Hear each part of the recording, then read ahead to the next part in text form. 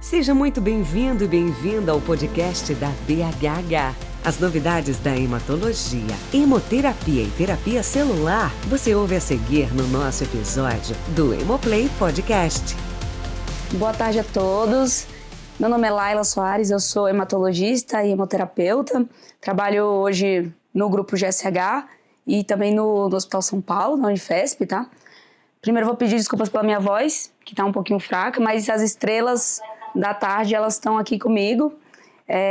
Hoje a gente vai falar um pouquinho com a doutora Mônica, a doutora Ana Cristina e a doutora Sandra sobre a quelação de ferro nos pacientes com beta-talassemia dependente de transfusão. Boa tarde, meninas. Boa tarde, Laila. Boa tarde. Boa tarde. A gente conversar. Então eu vou começar aqui com algumas perguntas, tá? Pra gente ir puxando a discussão. Vamos começar aqui, então, a falar um pouquinho sobre o que acontece com esse ferro, né, que vem nas transfusões. Doutora Mônica, explica pra gente o que acontece com o ferro que entra no corpo do paciente que transfunde, por que isso é perigoso, para quais órgãos que ele vai. Então, obrigada, Laila. Eu sou Mônica Veríssimo, trabalho no Boldrini, você já todo mundo conhece, só para falar, também agora estou como assessora técnica do Ministério da Saúde, na área das hemoglobinopatias, e é sempre muito bom falar com todos vocês, tirar dúvida, porque quanto mais informação vocês tiverem, mais vocês vão se sentir à vontade de aderir ao tratamento e fazer tudo melhor para vocês. Então, o ferro, ele vem da transfusão, lembrar que cada bolsa de ferro tem entre 200 e 250 miligramas de ferro, e esse ferro está sendo incorporado no corpo, a cada bolsa de sangue. E a gente não tem nenhum mecanismo para eliminar esse ferro, o organismo não tem nenhum mecanismo para eliminar esse ferro. E esse ferro, uma vez recebendo das bolsas de sangue, ele vai para os órgãos, ele vai para o fígado, vai para o coração, vai para o pâncreas, vai para os órgãos, outros órgãos como ovário, outras glândulas, tireoide, paratireoide. Isso tudo o corpo não tem como eliminar, então vai se acumulando. Pensar que as crianças começam desde os 6, 8 meses de vida, né, ou às vezes até antes, e cada bolsinha de sangue vai promovendo esse ferro, porque, lógico, a gente tem um pouco de ferro que vai sendo usado para a proliferação celular, vai sendo ocupado, vai sendo usado para que o nosso organismo se tenha um bom desempenho, mas o excesso o corpo não consegue tirar, e esse excesso não sai. Então, com isso, se a gente não fizer a terapia quelante, se a gente não usar os remedinhos que vão tirar o ferro do organismo, esse órgão vai ficar comprometido, vai ficar com problema para se desenvolver, tá? Então, isso é importante. Lembra que quando a gente falou no outro podcast, a criança não cresce porque não recebe transfusão. Então, e ela também pode não crescer se o excesso de ferro ocorrer. Então, é equilíbrio, tá? Obrigada, doutora Mônica. Então, eu vou já puxar o gancho que você falou da quelação, né? E perguntar aqui a doutora Ana Cristina. Doutora, pode se apresentar antes, mas fala pra gente um pouquinho, então, o que significa essa quelação de ferro e como é que ela funciona no corpo do paciente. Obrigada pelo convite de estar aqui no Hemofamília com vocês. Meu nome é Ana Cristina, eu sou hematologista do Hemocentro de Ribeirão Preto. É um prazer estar com vocês aqui. E é importantíssimo a gente falar sobre quelação de ferro, que é um assunto que muito pouca gente sabe, incluindo os médicos, né? Então, quelação de ferro é a retirada desse ferro em excesso que a doutora Mônica falou, que vem pelas transfusões, né? Lembrando, então, que a gente recebe muito ferro pela transfusão, como o organismo nosso não tem mecanismo fisiológico, natural de excreção desse ferro, a gente vai precisar de ajuda. E essa ajuda vem através dos medicamentos aí que retiram esse ferro do organismo, tá? Alguns vão excretar esse ferro pela urina, outros pelo intestino, pelas fezes. É assim que esse ferro vai sair. Nós temos atualmente 3 quelantes aprovados no Brasil, né? O Desferal, que é desferoxamina, que ele precisa da bombinha, que ele é um medicamento que é só fornecido por via subcutânea ou na veia, né? E ele, então, precisa de uma bombinha para ser colocado dentro do nosso corpo, e ele age por várias horas, né? Então, a infusão ela é lenta. Embora o Desferal seja muito difícil de colocar, tem toda a questão, né, da aplicação, ele é muito eficiente. Então, foi o primeiro quelante desenvolvido, né, e ele é muito bom. O problema é a adesão do paciente ao longo prazo, porque ele realmente é muito difícil de colocar, né? Ele pode fazer caroços na pele, pode ter infecção ali onde o paciente aplica, então ele é muito custoso. E lembrando que a gente está falando de um tratamento para a vida toda, quando a gente fala, né, no tratamento quelante para paciente beta-talassêmico dependente de transfusão. Vai ser enquanto tempo ele durar a transfusão, ele sempre estará em transfusão crônica, então ele sempre precisará de terapia quelante. Então, o Desferal, ele teve o seu papel, mas hoje o que a gente mais utiliza são 2 quelantes orais, que facilitaram muito a adesão do paciente ao tratamento, né? Que é a deferiprona, também conhecida como ferriprox, ou deferazinox, né? E também são quelantes orais, os 2, né? E que melhoraram muito a qualidade de vida desses pacientes que não têm mais que usar bombinha a noite toda, no subcutâneo. Agora, o deferazinox é uma tomada diária, em jejum, e a deferiprona é de 8 em 8 horas, mas já está chegando aí, parece que para esse ano, a apresentação de 1 grama, que vai facilitar ainda mais para os pacientes que, em vez de tomar de 8 em 8 horas, vai tomar de 12 em 12 horas. Então, os quelantes hoje são muito importantes por controle da sobrecarga de ferro que a doutora Mônica falou. Perfeito, foi bem explicativo, doutora Ana, obrigada. Eu vou puxar agora aqui para a doutora Sandra. A gente já falou essa introdução aqui, né, sobre o ferro das transfusões, como que é lá, mas acho que o principal tópico que elas estão fervorosas para falar é sobre o novo PCDT, né, sobre o PCDT da sobrecarga de ferro, que foi aprovado agora aqui no Brasil. Doutora Sandra, se apresenta para a gente, apesar de todo mundo já conhecer vocês precisam se apresentar, e explica para a gente um pouco mais sobre esse PCDT que foi aprovado agora, né? Quais as medicações, para quais doenças que ele foi aprovado e por que ele é tão importante. Obrigada, Laila, obrigada pela pergunta. Fico feliz de ter sido sorteada para responder isso. Bom, meu nome é Sandra Logeto, eu sou hematologista pediatra do grupo GSH. Lá eu coordeno o ambulatório de hemoglobinopatias, a parte transfusional. Também sou membro do Comitê de Hematologia e Hemoterapia Pediátrica da BHH. Bom, PCDT, o que é essa sigla? É Protocolo Clínico de Diretrizes e Tratamento, que é um documento que o Ministério da Saúde do Brasil faz para orientar o tratamento de patologias que necessitam de um tratamento, de um protocolo mais específico e que o Ministério da Saúde acaba fornecendo o medicamento ou o acesso, ou o tipo de tratamento que aquelas pessoas precisam. Então, esse PCDT da sobrecarga de ferro, ele é especificamente para quem? Para aquelas pessoas que, por algum motivo, fazem depósito de ferro no corpo, como a doutora Mônica já comentou, e explica como tratar com os quelantes de ferro, que a doutora Ana Cristina já comentou, essas pessoas. Então, quem que são os pacientes beneficiados com este PCDT?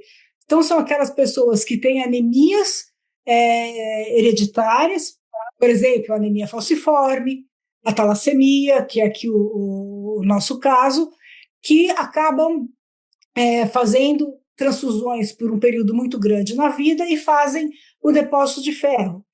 Mas também, por exemplo, pessoas que têm síndrome mielodisplásica, que fazem transfusões frequentes, também estão contempladas nesse PCDT.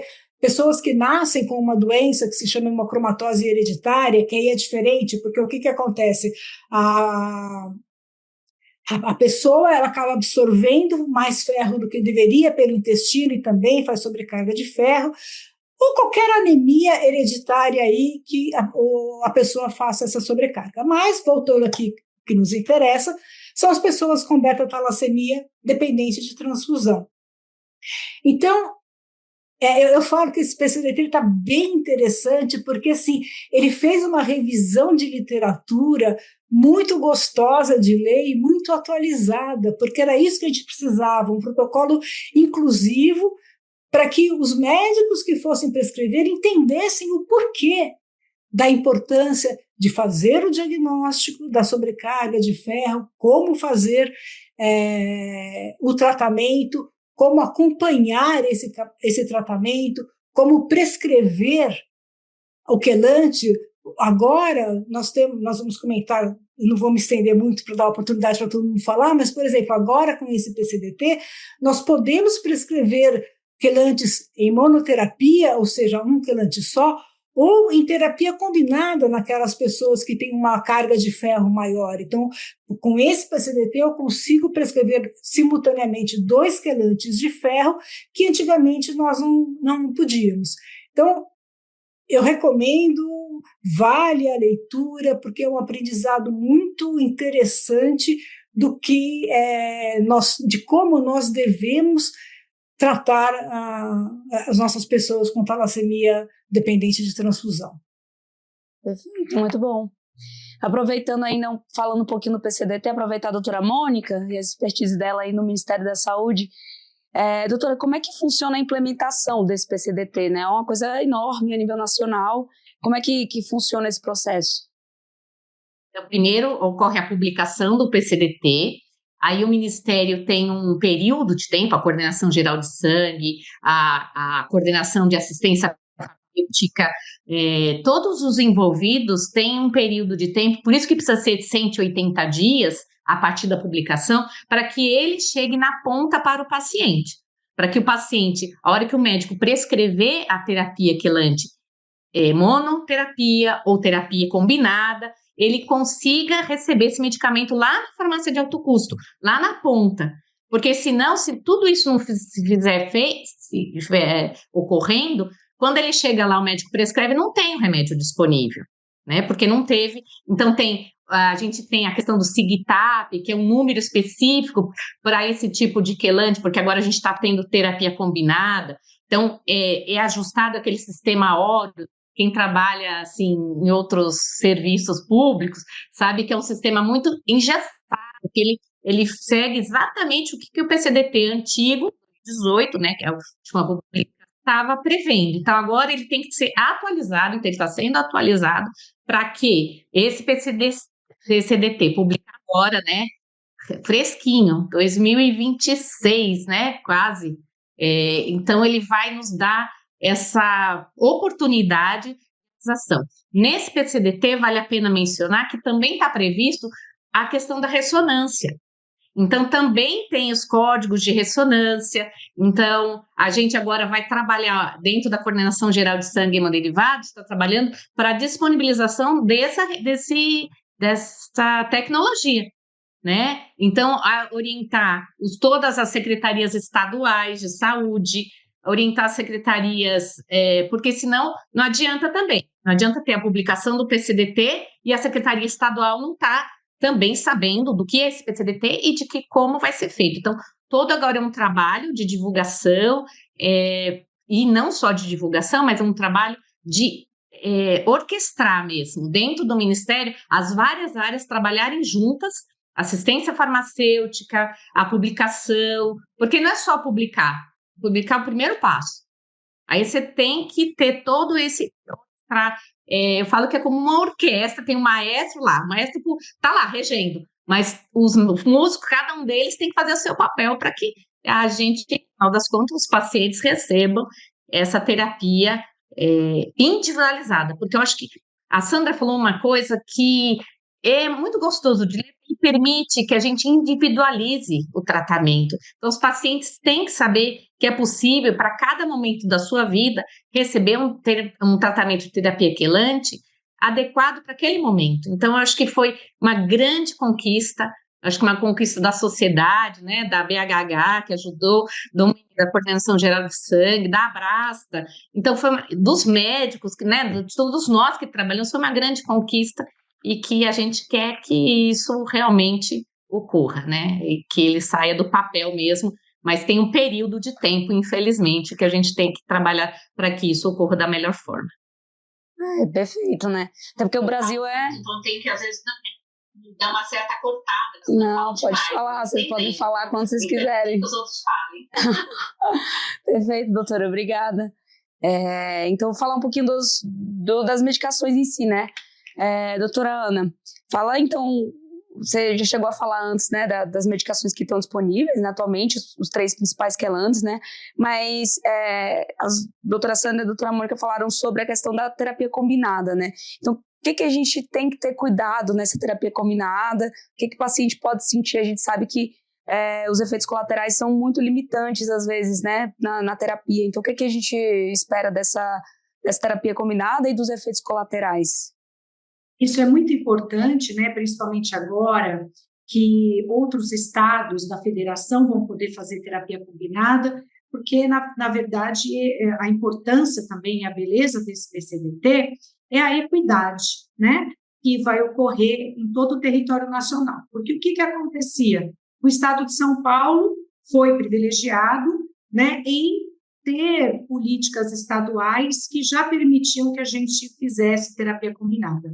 Tanto eu, quanto a doutora Mônica, como a doutora Sandra, nós temos aí 20 anos de prática, no mínimo, de terapia combinada para portadores de beta-talassemia dependente de transfusão. Mas, infelizmente, isso não era a rotina nos outros estados, por conta da falta de uma publicação que chancelasse esse uso, né, e da falta de pactuação da federação com o estado e com o município, essa parte que eles chamam no SUS de pactuação tripartite, né? Então, hoje, com a publicação que foi em janeiro agora, do novo PCDT, a gente vai poder, como a doutora Mônica falou, buscar essas parcerias, né, com o estado, com o município, para fornecer tanto o tratamento, né, monoterapia, né, ou terapia combinada dos 3 quelantes, e também, por exemplo, da ressonância para monitorização desse tratamento, que vai ser muito importante, mas isso leva um tempo, por isso que nós temos aí 180 dias ou 6 meses para a implantação total do PCDT. E o interessante é que agora com esse PCDT a gente pode fazer terapia combinada, mas os outros estados, fora o estado de São Paulo, não estão habituados, então pode haver muitas dúvidas. Por isso que a gente fala que é interessantíssimo, é importante o médico, o prescritor, ler o PCDT na sua íntegra para tirar dúvidas, porque está lá, está bem escrito quando a gente pode solicitar, né, quando recomendar a terapia combinada, porque existem situações dos pacientes com mais dificuldade, né, que já estão na dose máxima de um quelante de um determinado remédio e a ferritina ainda não está no nível que a gente quer, ou existe um acúmulo cardíaco, então a gente precisa adicionar um quelante extra, né, fazer terapia combinada para a gente obter uma otimização, que a gente fala na medicina, do tratamento. Então, esse PCDT, ele nos proporciona isso.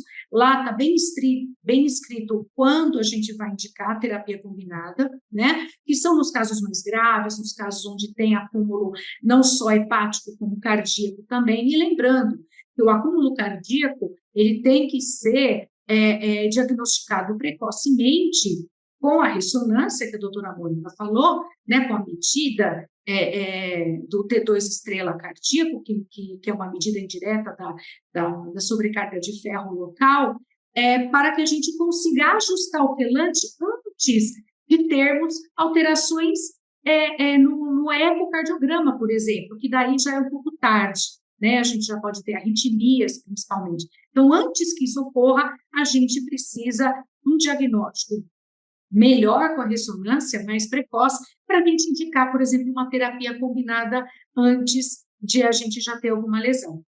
Então, esse PCDT é importantíssimo para termos equidade no SUS. Agora, todo o território nacional vai poder prescrever a terapia combinada, e lá não só fala sobre a terapia combinada, mas também quando indicar e como fazer o segmento do tratamento dos 3 quelantes, isso é muito importante. E a novidade também na deferiprona é que vai chegar, e já está contemplado nesse PCDT, a fórmula de 1 grama da deferiprona, que hoje é de 500 miligramas, de 8 em 8 horas. E ela será de 1 grama de 12 em 12 horas, porque uma das dificuldades dos pacientes que eles reclamam muito é a posologia, né? De 8 em 8 horas é difícil, porque esse horário do meio do dia, ou o paciente está na escola, na faculdade, está no trabalho, e ele esquece de tomar. Então, agora, sendo de 12 em 12 horas, a deferiprona, a gente vai ter provavelmente uma adesão ao tratamento melhor. E a adesão ao tratamento, ela é tudo, porque a sobrecarga de ferro, ela não dói, ela demora para dar sintoma clínico. E quando ela dá sintoma, a gente já perdeu o melhor tempo para agir, é tarde. Então, a gente tem que prevenir a sobrecarga de ferro de dar sintomas, né? Então, e por que é difícil? Porque quando tem o sintoma é porque a função daquele órgão já está comprometida. A gente quer pegar antes. Então, por isso a importância de controle com ferritina, controle com a ressonância, que, se Deus quiser, a gente vai ter pelo menos um local por estado apto a realizar ressonância, né? Com certeza não será em todo o hemocentro, mas em todo lugar, mas pelo menos um por estado para a gente referenciar esse paciente. É um exame que é feito anual e ele detecta precocemente, então, a sobrecarga cardíaca, principalmente, além da hepática, e aí a gente pode agir, por exemplo, prescrevendo uma terapia combinada no tempo certo, antes que o paciente tenha sintomas cardíacos. Isso é muito importante. Muito bom, perfeito. A gente sabe que na prática, né, a questão da ressonância, eu acho que é uma coisa bem limitante, né, somente no SUS, então é uma dificuldade de acompanhamento dos pacientes, né. Doutora Sandra, e falando nisso, como é que a gente vai ter certeza que essa medicação está funcionando, né? A gente falou aí da ressonância, mas como é que a gente vai ter certeza? Tem que ter a ressonância, de quanto tempo? É só a ferritina?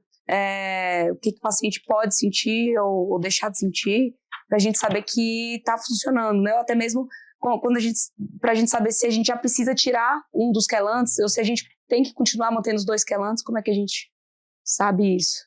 Bom, idealmente, a melhor maneira de você saber se esse tratamento está funcionando realmente é com a ressonância. Porque a ressonância você consegue medir quanto de ferro esse paciente tem no corpo dele. Então, por exemplo,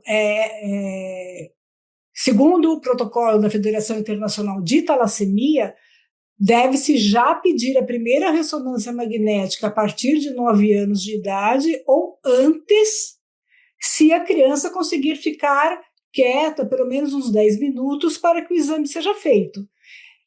E isso é muito importante. A criança, esse controle tem que começar já desde de criança, porque, como nós estamos falando, vou dar um exemplo, nós fizemos em crianças de 3 anos e já encontramos que essas crianças tinham uma sobrecarga grave de ferro no fígado, então nós conseguimos, com 3 anos, fazer a terapia quelante combinada, limpou esse fígado e agora ela segue em monoterapia. Então, quanto mais precoce conseguir, melhor, já desde a idade pediátrica, e como a Ana falou, anual. Tá? E aí, independe da faixa etária, começou a fazer uma vez por ano, a gente tem que fazer esse controle, porque às vezes pode dar um problema de adesão, não se adequou bem ao quelante, isso faz com que deposite ferro. Então, como nós estamos falando, né, esse PCDC permite eu tratar este momento X do paciente, então eu não posso perder essa oportunidade desse momento X, já que agora eu tenho acesso à ressonância, teremos acesso de saber como ele está lá dentro, fígado, coração. Minha esperança é que um dia pâncreas também entre na rotina, e aí nós conseguiríamos adequar e medir se esse tratamento está funcionando ou não. A outra maneira, que é o acesso maior, eu não consigo fazer ressonância todos os meses, mas a ferritina sérica, ela ajuda, sim. nós temos que saber que a ferritina sérica tem alguns problemas, que, por exemplo, em processos infecciosos, que é algo muito comum em pediatria, pelo menos, então tem algumas situações que ela aumenta, mas na verdade não porque está aumentando o depósito de ferro, mas porque de repente aquela criança ou aquele adulto teve alguma infecção. Por isso é importante, eu gosto de fazer um controle também com aquele exame que se chama índice de saturação da transferrina, porque, por exemplo, se esse índice de saturação está normal e aquela ferritina alta, provavelmente aquela ferritina está alta por causa da infecção. Agora, se eu tenho uma ferritina alta com esse índice de saturação também alto, aí não, aí essa ferritina está aumentando, aí eu tenho que pensar, eu não vou conseguir fazer a ressonância hoje, mas se ela vem aumentando progressivamente, eu também já estou autorizada, como um dos marcadores de segmento, a aumentar a dose, ou associar terapia quelante, ou trocar o quelante, fazer o que aquele paciente tem de indicação naquele momento. E o jeito também, que aí ninguém pode nos enganar, por exemplo, se o paciente ele está tomando o Desferal ou a Deferiprona, que é o Ferriprox, a urina tem que ficar muito vermelha. Então, se o paciente está tomando esses medicamentos e a urina é normal, ele não está tomando o medicamento. Já quem usa o Deferazirox é um pouco mais complicado, porque como a eliminação do ferro é nas fezes, a gente acaba não tendo tanto esse controle, mas o conjunto da obra, da ressonância, a ferritina, a saturação, e conversa, e orientar sobre a relação, sobre a adesão, os benefícios do tratamento, continuamente, ajuda com que nós tenhamos esse controle, né, que seja possível saber se esse tratamento está funcionando ou não. Perfeito. Ótimo, doutora. Obrigada. Eu acho que a gente está indo mais para o final, mas a senhora tocou num ponto agora muito importante em relação à adesão, né? E aí eu vou abrir, eu acho que a pergunta para as três, né? Acho que é uma das principais coisas que se enfrenta na prática clínica da terapia quelante de ferro é a adesão dessas medicações, né?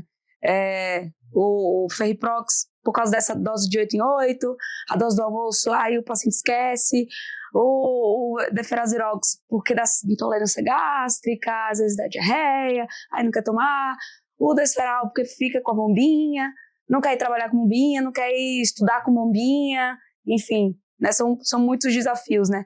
E eu queria saber das três, né, o que é que vocês acham que pode ser feito para melhorar essa adesão, para conscientizar os pacientes da importância, né, e o que é que vocês falariam para os pacientes que estão começando a terapia quelante de ferro agora? Eu vou começar falando primeiro o que eu faria quando o paciente começa quelante. Eu sempre falo que, em geral, são as crianças que estão começando, e os pais, eles vêm muito ansiosos, né? Porque a gente dá o diagnóstico da talassemia com 6 meses, a primeira pergunta, depois de falar que precisa transfusão de quando vai começar o remédio? Começar o remédio do tratamento para tirar o ferro, porque eles ficam achando que é logo imediato. Então eu falo que não, que a gente começa, vai transfundindo, vai se acumulando ferro e a gente vai ou 10 transfusões ou ferritina ao redor de 1000, a gente começa a tratar. E eu não falo para eles que, nossa, que bom que vocês têm via oral, porque eles têm a via oral, né? Tem um remédio, quelante via oral, mas para eles também é difícil tomar um remédio todo dia, né? Para o paciente, para a criancinha, você falar para ela, olha, vai ter que tomar um remedinho, eu sempre falo o remedinho da força, né? Que um dos pacientes me falou, você tem que colocar num copinho, diluir, tá? E dar em jejum para ele de manhã. Por que ele tem que tomar esse remédio? Ele pergunta para a mãe dele, né? Então a gente tem que ter o cuidado de falar que ele precisa tomar e sempre a cada transfusão falar por quê. Porque eu acho que você tem que trazer a criança para o tratamento, não é só falar com os pais. E aí a gente tem que ter uma equipe multiprofissional, porque ora sou eu como médica que falo, ora é a enfermeira que vai falar, ora é a psicóloga que vai falar, ora é a assistente social que na hora da renovação do processo ela vai falar se está usando ou não está usando, porque esse olhar múltiplo, esse olhar de cada um em determinado momento vai fazer, eu penso, que é isso que faz a diferença. Você consegue que as pessoas falem em determinado momento o que a criança, ou melhor, o que os pais precisam ouvir. Mas eu também acho que não é só a criança, né? Tem um adolescente. Quando a mãe, a família está bem resolvida na questão daquela ação, ela vai conseguir transformar isso, transferir isso para a criança, para o adolescente, e ele vai continuar usando. Agora, quando a família também não aceita a doença, não aceita a terapia quelante, é tudo muito complicado, ser adolescente já é complicado sem talassemia, né, gente? Vamos combinar. Eu sou mãe, vocês são mães, né? Gente, tudo bem que eu tenho filhas maravilhosas, aproveitar para falar, mas não é fácil a adolescência, gente. E aí, se a família não está bem envolvida, não está resolvida essa questão da terapia quelante, é muito mais difícil. E aí, esse é o momento que perde a adesão. É um dos primeiros momentos que perde a adesão. E aí, a gente precisa do psicólogo, a gente precisa da enfermeira. Então, eu acho que o segredo de manter uma adesão adequada é o trabalho multiprofissional. O médico tem que falar sempre, o enfermeiro tem que falar sempre. A gente até tem, a dentista, nossa, fala por conta da questão da saúde dos dentes, o serviço social, a farmacêutica, quando entrega o remédio, infelizmente, a gente não tem a possibilidade de pegar o quelante no nosso serviço, eles têm que ir na farmácia de alto custo, mas a renovação, quer dizer, todo mundo tem que falar. Eu acho que a adesão se constrói dia a dia, são tijolinhos sendo construídos, são tijolinhos sendo colocados. Meus pacientes que devem estar aí me assistindo sabem que eu sou muito chata com terapia quelante, sou muito chata mesmo, e exijo deles o máximo, porque eu quero que eles sejam pessoas produtivas, quero que tenham filhos, quero que casem, quero que tenham uma vida plena. Então, a terapia quelante é isso, é sinônimo de terapia plena. Para isso que a gente tem que individualizar. Ora eu vou tomar um remédio, ora eu vou tomar 2 remédios, horas eu volto a tomar um remédio só, mas de forma intensa, sabe? Eu sou muito intensa em tudo que eu faço. Então, a terapia quelante, para mim, eu vejo isso também. Então, lógico, não é uma receita de bolo, é algo que todo dia eu estou construindo com os meus pacientes, com a minha equipe, e é isso. Não sei se eu falei demais, eu sou uma entusiasta da terapia quelante, porque é isso que vai fazer diferença nos nossos queridos pacientes. Perfeito, doutora. Acho que traz um olhar também muito, né, da parte pediátrica. Eu sou hematoadulto, né? Então, acho que eu vejo, às vezes, mais do outro lado. Eu vejo também com a doutora Sandra pacientes mais novos, mas eu não estou acostumada a ver desde pequenininho, assim, né? A gente vê muito o contrário, e também vocês, obviamente, muito mais que eu, né? Viram os pacientes antes de existir a terapia quelante, como era o custo da doença, muito cruel, né? Pela sobrecarga de ferro, né? E doutora Ana, doutora Sandra também podem complementar como quiserem, tragam suas expertises. Eu vou complementar, então, do ponto de vista do hematologista adulto, né? Que eu sou hematologista adulto igual a você, e eu vejo uma diferença nos dependentes de transfusão, logo ao nascer, né? Que eram os antigos beta-talassêmicos graves ou maiores, dos intermediários graves, que entram depois, sabe? Porque a gente tem critérios, né? Para colocar a forma intermediária na dependência transfusional. E esses pacientes, quando eles são colocados em transfusão crônica na adolescência ou na vida adulta, olha que interessante, embora eles tomem menos transfusão que o beta grave, eles acumulam mais ferro e eles têm mais dificuldade de adesão ao tratamento quelante. Por quê? Porque eles não foram doutrinados e ensinados desde criança que aquilo faz parte da vida deles. Então, eu acho que o papel do pediatra é importantíssimo, com essa equipe multidisciplinar, né, multiprofissional, principalmente contando com enfermagem e psicólogo, para ir dando esse apoio, tirando todas as dúvidas e caminhando com essa família, com esse paciente na infância e na adolescência, para a terapia quelante fazer parte da vida dele, né? Então, eu vejo com muito mais facilidade o manejo do paciente que sempre transfundiu, daquele que está chegando agora, né? Que a gente tem muito mais dificuldade quando ele já é adulto, quando ele já está com seus 20, 22 anos, e aí a gente tem que colocar em transfusão crônica, porque ele desenvolveu um tumor, um pseudotumor paramedular, por exemplo, que é hematopoese, né, extramedular, ou agora ele tem indicação de transfusão crônica.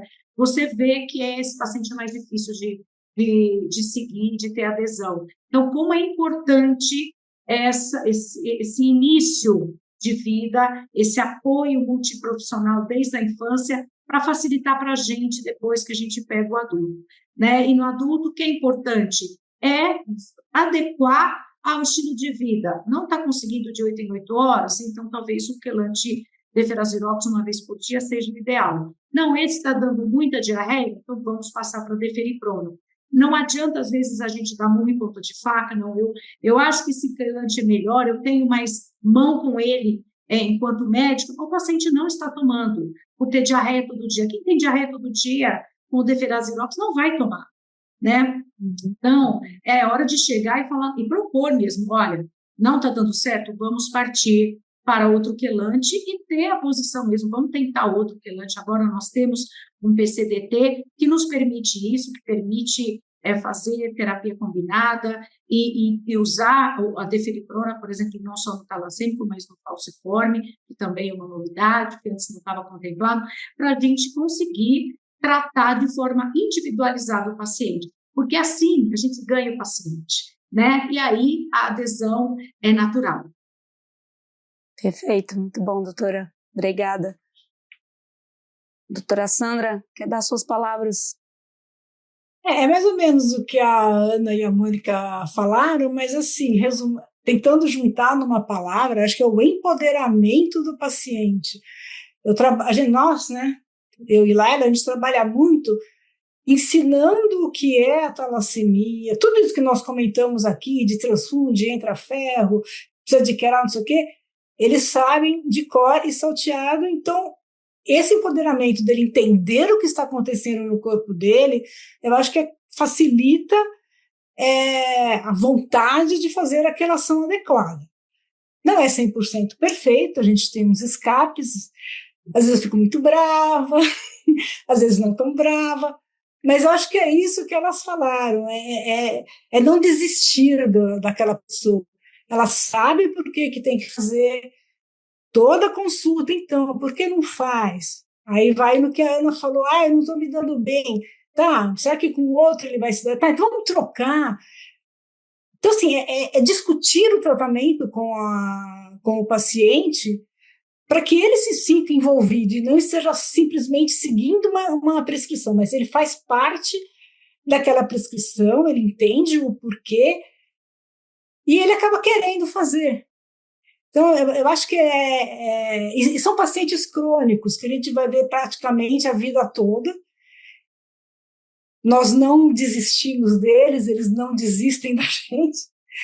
Então, a gente tem que fazer essa simbiose mesmo para que eles façam, porque, ainda mais assim, quando a gente pega os adultos, muitos, hoje, felizmente, são da época que tiveram amigos que faleceram de doença cardíaca ou de câncer no fígado. Então, eles não querem isso hoje. E hoje, assim, não falar bem de um ou de outro, falar bem dos 3 quelantes, porque em algum momento eles vão poder precisar de um, de outro ou de 2, para que o tratamento deles seja sempre bem sucedido. Muito bom, perfeito. Acho que a gente já extrapolou o nosso tempo aqui, mas foi uma discussão maravilhosa. Foi pouco, não foi muito não que a gente extrapolou.